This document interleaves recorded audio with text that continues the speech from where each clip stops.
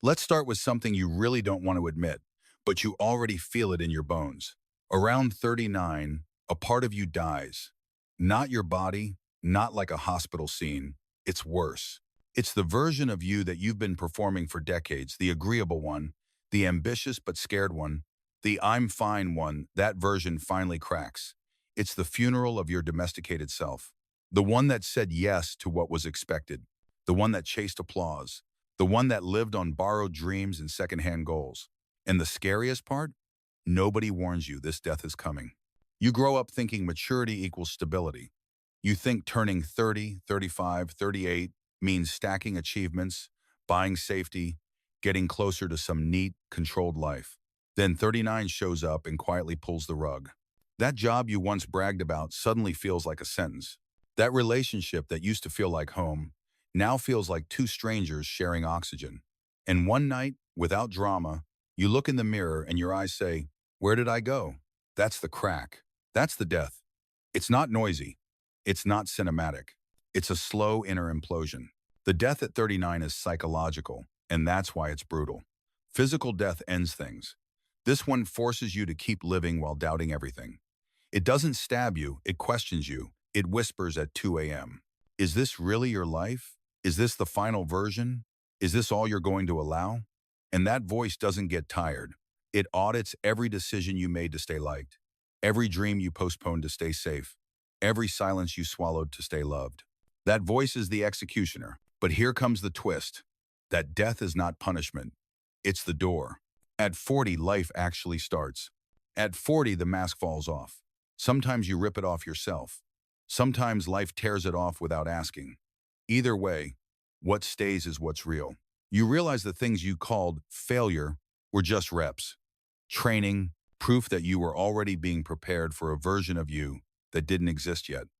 You realize the scars you tried to hide are actually keys to empathy, to depth, to authority. At 40, you stop running to impress people who don't even think about you. You stop entering rooms to be chosen. You stop begging for permission to breathe. You just breathe. But don't romanticize it. This rebirth is not automatic. It doesn't come in the birthday cake. Plenty of people stay trapped inside the corpse of their 9-year-old identity. They cling to outdated roles, to relationships that no longer fit, to a persona that's already dead. Those are the people who age fast from the inside. They wrinkle in spirit. They go gray in energy. They keep walking, but you can tell the light is off. Real rebirth requires cruelty not toward others, toward your old self. You have to bury the version of you that kept everyone comfortable. You have to burn the costume you wore to be accepted. You have to stop waiting for someone to come and rescue you from a life you built to please them. It's a violent choice, because letting go of what you were is scarier than staying in what is killing you. Think about it for a second. How many years have you been repeating a routine you secretly resent? How long have you been playing the reliable one, the nice one, the stable one, even though inside you wanted to scream, to move, to disappear, to start over? How many projects, countries, careers, loves have you shelved because this is not the right time? Or what will they say?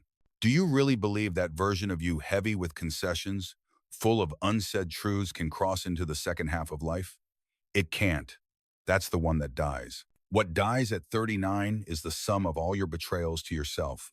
Every time you said yes while your soul said no. Every time you chose a paycheck over your calling. Every time you stayed in a room where you were tolerated instead of looking for one where you were celebrated. Every time you micromanaged your own light so you wouldn't make others insecure. That is what life buries. And here's the uncomfortable rule. The burial is not optional.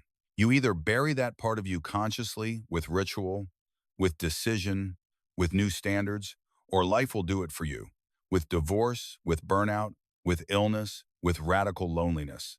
Life has a savage way of removing what you refuse to release. Because at 40, awareness explodes. Time stops being abstract. You realize eternity was a childish idea. You start to count summers. You start to do math with your energy. You understand that what you don't live now probably won't get lived. Excuses that worked at 25 sound pathetic at 40. Someday loses its charm. The clock stops being decorative and becomes a judge. And that is both terrifying and glorious. Terrifying because you feel the urgency. Glorious because urgency is fuel. Symbolic death leaves you naked, but naked is the only way to be free. Fear will chase you harder than before because, yes, you will lose identities, relationships, and securities. But that fear is evidence that you're finally walking in the direction of what's real. The emptiness in front of you is not a ruin. It's space. Space to build the life you would have built at 20 if you had the clarity you have now. From here on, the line is clear. Drag the corpse and live half alive, or bury it and be reborn. That's the split. When you're ready, I'll continue with the next part. Let's go deeper, because the part that hurts most is the one nobody ever explained to you. When you die at 39 and wake up at 40, you realize the biggest lie you ever bought wasn't about love, or success, or talent. It was about time. They sold you the myth that youth is the only fertile ground, that if you didn't make it in your 20 seconds, you missed the train, that your 30 seconds were only for consolidating what you got, not for reinventing yourself, that after 40 you're supposed to just maintain, not create. So you rushed. You measured yourself against fake timelines. You compared your backstage to somebody else's highlight reel. You swallowed anxiety as if it was ambition. But here's the disturbing truth. Up to 39, you were mostly living on other people's clocks. School's clock, family's clock, culture's clock, capitalism's clock. First job before 30, stability before 35, family before 40. Don't change after that. You didn't choose those checkpoints. You inherited them. And the day you get close to 40 and realize your life doesn't match that script, maybe you didn't marry, or you married the wrong person, or you don't love your job, or you did everything right and still feel empty, your world cracks. Not because you failed, but because you finally see the trap. The life that dies at 39 was never really yours. It was the life you thought you had to live to be accepted. That's why the psychological death isn't an accident. It's a brutal invitation. When the script collapses, you fall into a void. And the void terrifies you because for the first time, no one is telling you who to be. There's no syllabus, no teacher, no dad voice, no algorithm telling you which milestone comes next. It's just you, your honesty, and the question, okay, now what? Most people can't stand that silence. So what do? They refill the void with noise. New couple, new car, new gym routine, new distractions, new spiritual costume, anything, literally anything, to avoid sitting with the truth. I don't know who I am without roles. But the one who endures the void, the one who dares to not panic, not run, not patch, discovers the secret. Identity is not found. Identity is authored. At 20, you go find yourself. At 40, you stop looking and you decide. That's the real power of this age. When you decide who you are, you stop negotiating your value. You stop begging to be seen. You stop auditioning for roles that don't fit. You stop watering dead plants. You stop explaining your hunger to people who live on crumbs. Look at it like this. Everything before 39 was rehearsal. You thought you were on stage. You weren't. You were trying outfits, trying beliefs, trying relationships, trying industries, trying versions of yourself. That's why you felt scattered. That's why so much of your effort didn't stick. You were practicing. And practice is supposed to be messy. At 40, the curtain actually rises. From here on, the scene is real. Your words count. Your choices echo. Your energy leaves fingerprints. That's why so many people feel vertigo around this age, not because life is ending, but because for the first time, it's beginning with full responsibility. There's no one to blame now. There's no "I was young." There's no "I didn't know." You know. And knowing demands courage. Here's the part society doesn't like. A human being reborn at 40 is a problem. Why? Because a 40-year-old who no longer chases validation, who no longer buys consumer fantasies, who no longer fears being alone, who no longer needs to look successful on Instagram, becomes ungovernable. You can't control someone who's not afraid of starting over. You can't shame someone who already buried their old identity. You can't blackmail someone who doesn't worship approval. So the world will try to put you back to sleep. They will tell you you're being selfish. They will tell you you've changed. They will tell you at your age it's too late. They will remind you of your responsibilities. They will weaponize your past against your present. Why? Because your freedom exposes their chains. Your decision to be reborn shows them they could have done it too, and that's unbearable for the ego. It's easier for them if you stay the obedient, predictable 39-year-old ghost. But true rebirth at 40 is a silent rebellion. You're no longer trying to belong. You're trying to be. That tiny difference changes everything. You start to speak from the center, not from the audience. You make decisions based on inner truth, not outer applause. You dress, pray, work, love, create according to what aligns, not what trends. You get comfortable being the weird one at the table. You get comfortable saying no without a footnote. You get comfortable walking away. And guess what happens when you do that? People start respecting you, even the ones who criticize you. Because coherence, especially after 40, is magnetic. People can sense when you're no longer performing. They might not like it, but they can't deny it. You carry a kind of condensed fire, not loud, not adolescent, not insecure. It's a calm, concentrated force. I know who I am and I know what time it is. Energy. That's the energy of 40. Not desperate, not performative, not proving, solid. It's the energy of someone who has finally understood this. I don't have endless time, so I refuse to waste the rest being a watered-down version of me. That sentence alone is worth the whole crisis. Now, what happens to the ones who refuse to die at 39? They become their own ghosts. They live in museums of old victories. They repeat the same year for 20 years and call it experience. They force themselves to fit into expired relationships because, after this age, it's hard to find someone. They cling to a career that drains them because starting again now would be crazy. They rot politely. And worst of all, they infect others with that fear. They make the young think reinvention is dangerous. They make their kids think staying small is wisdom. They become ambassadors of stagnation. You don't have to be one of them. You can let the death at 39 be your portal, not your prison. You can let collapse become clarity. You can let emptiness become soil. Because here's the paradox. When you stop fearing being alone, you stop being alone. When you stop needing to be chosen, you become choosy. When you stop waiting for the right time, time expands. When you stop begging life to give you a role, life starts asking you for leadership. From 40 on, you're not chasing relevance. You're building legacy, even if it's small, even if it's local, even if it's just in your family, even if it's just in your art. But it's yours. And that yours is what was missing in the first half. I'll continue with the last part next. And now we have to enter the zone almost nobody wants to touch, because it's the zone where rebirth becomes expensive. When you die at 39 and truly wake up at 40, you don't just change internally. Your ecosystem changes. Your life was built around the old you, your friendships, your couple, your family dynamics, even the way people talk to you. All of that was adjusted to the version of you who tolerated, who overgave, who played safe, who didn't say what they really thought. When that version dies, the structures depending on it start to tremble. That's why rebirth is lonely. Not because life wants to punish you, but because a lot of people loved your mask, not your essence. Some people were in love with the helpful you, not the honest you. Some people were in love with the always available you, not the I have boundaries now you. Some people were in love with the we're all mediocre together you, not the one who suddenly says, I want more. So what happens when you begin to tell the truth?